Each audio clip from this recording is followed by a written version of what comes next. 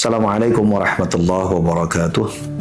Bismillah, alhamdulillah, assalatu wassalamu ala rasulillah Sayyidina Muhammad ibn Abdullah wa ala alihi wa sahbihi wa mawalah wa ba'd.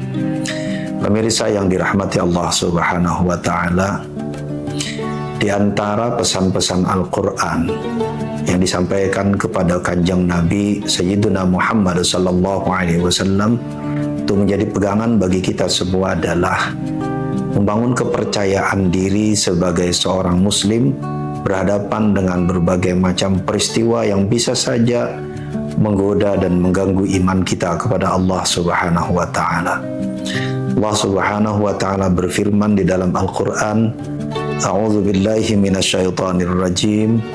Wadda katsirum min ahlil kitab law yaruddunakum min ba'di imanikum kuffaran hasadan min indi anfusihim min ba'di ma tabayyana lahumul haqq fa'fu wasfahu hatta ya'tiyallahu bi amrih innallaha ala kulli syai'in qadir wa aqimus salata wa atuz zakah wa ma tuqaddimu li anfusikum min khairin tajiduhu 'indallah innallaha bima ta'maluna basir.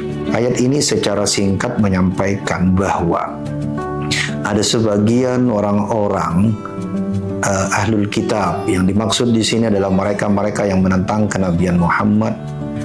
Mereka begitu berkeinginan untuk mengembalikan Nabi dan para sahabat ke dalam kekufuran. Penyebabnya sederhana, karena ada rasa hasud yang ada di dalam diri mereka. Hasud karena mereka merasa tidak terima bahwa yang diangkat menjadi Nabi adalah seorang pemuda Arab yang bernama Muhammad sallallahu alaihi wasallam. Dan semua itu sesudah mereka mengetahui kebenaran akan kenabian Muhammad. Tetapi lalu kemudian atas segala upaya untuk menggoda iman itu, Allah justru perintahkan fa'fu wasfahu. Berikanlah maaf kepada mereka, berlapang dadalah kalian semuanya, hatta ya'tiyallahu bi amri, sampai Allah mendatangkan perintah apa yang harus dilakukan. Innallaha ala kulli syai'in qadir. Allah tegaskan bahwa Allah punya kuasa atas segala sesuatu. Pada ayat selanjutnya lalu Allah perintahkan wa aqimus salata wa atuz zakah. Dirikanlah salat, keluarkanlah zakat, yang bermakna lakukanlah segala ketaatan. Wa ma tuqaddimu li anfusikum min khairin tajiduhu 'indallah. Apapun perbuatan baik yang kamu lakukan, pasti akan kau dapatkan kebaikannya dari sisi Allah Subhanahu wa taala. Pemirsa yang dirahmati Allah Subhanahu wa taala, ayat ini memang bercerita tentang bagaimana interaksi Nabi dengan orang-orang kufar dari ahlul kitab pada masa hidupnya Nabi sallallahu alaihi wasallam. Tapi ayat ini ingin mengajarkan sesuatu kepada kita dari teks yang sangat spesifik pada peristiwa di masa Nabi, pertemuan Nabi dengan orang-orang kufar. Dia sebenarnya ingin mengajarkan satu nilai penting menjalani keislaman kita, menjalani keimanan kita. Bahwa kita tidak pernah lepas dari godaan, kita tidak pernah lepas dari upaya-upaya yang tidak langsung atau tidak langsung, kita sadari atau tidak kita sadari, yang bisa membuat kita kehilangan iman kita kepada Allah Subhanahu wa ta'ala. Bisa datang dari orang lain. Tetapi terhadap semua itu, Allah mengajarkan kepada Nabi untuk memberi maaf dan berlapang dada. Maaf dan berlapang dada dalam pengertian tidak perlu reaktif, dalam pengertian bahwa iman sebenarnya ada dalam kuasanya Allah Subhanahu wa ta'ala. Makanya di akhir ayat yang pertama Allah sebut innallaha ala kulli syai'in qadir. Keyakinan akan kuasa Allah membuat orang percaya diri dengan apapun yang terjadi di sekitarnya. Orang tidak mudah goyah, tidak mudah bersifat reaktif, tidak mudah marah, tidak mudah berbuat onan, tidak mudah emosi terhadap segala sesuatu yang dirasa mengganggu imannya. Dan sesudah itu pada ayat selanjutnya Allah perintahkan wa aqimus salata wa atuz zakah.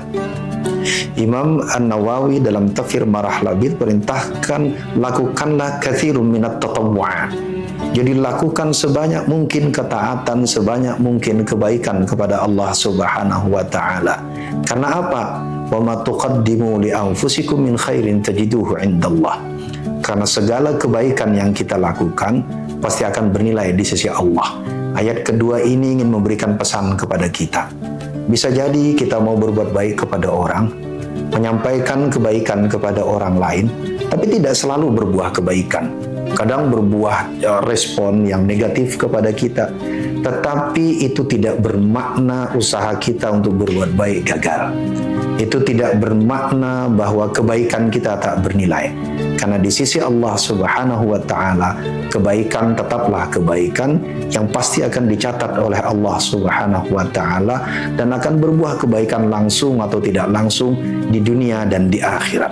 Akhirnya, kedua rangkaian ayat ini ingin mengajarkan kepada kita kepercayaan diri menjadi muslim untuk terus berbuat baik, menyebarkan kebaikan di sekitar kita, sekalipun tidak selalu kebaikan itu mendatangkan respon baik langsung kepada kita.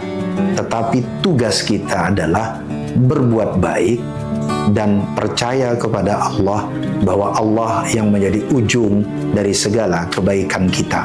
Allah yang akan membalas semua kebaikan kita. Maka dengan begitu, berdasarkan ayat ini, peristiwa yang sebenarnya peristiwa sangat spesifik di masa Nabi, dia sebenarnya panduan kita untuk menjalani kehidupan dan kepercayaan diri kita sebagai muslim dalam kehidupan kita saat ini, bahkan sampai yang akan datang. Semoga Allah Subhanahu wa Ta'ala senantiasa merahmati kita semuanya dan memberi jalan kita untuk senantiasa merasakan rahmat Allah, menarik dan mengikuti segala petunjuk Allah Subhanahu wa Ta'ala dalam segala aspek kehidupan kita. Terima kasih, mudah-mudahan Allah berikan kita kebaikan di bulan ini dan bulan-bulan selanjutnya. Wallahu a'lam bis-shawab, wallahul muwaffiq ila aqwamit thariq. Assalamualaikum warahmatullahi wabarakatuh.